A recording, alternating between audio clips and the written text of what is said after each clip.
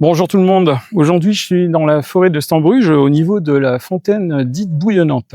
Pour cause, là, vous ne le verrez pas là forcément tout de suite, je ferai un petit zoom après. Mais on a donc des bulles qui reviennent des profondeurs et qui arrivent à la surface. Et dans mon métier, en tant que géobiologue, c'est un élément important et une preuve de dégagement d'un certain gaz. Il se trouve qu'ici, on est donc dans cette forêt où il y a, sur un autre site, eu de l'extraction de pierres de sable.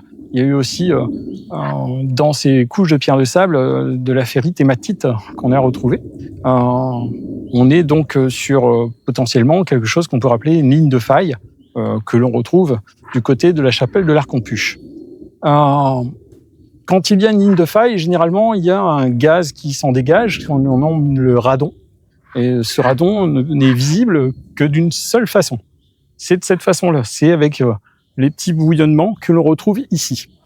Au niveau de la chapelle, on retrouve que l'on a une ligne de faille d'une autre façon. Ce sera le sujet d'une autre vidéo.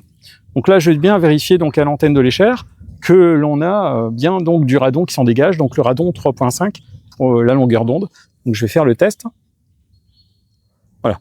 Donc là, l'antenne réagit exactement donc au gaz du radon. Vous pouvez venir ici sur ce site faire petite randonnée. Il y a une table de pique-nique. Quand il fait beau, c'est sympathique.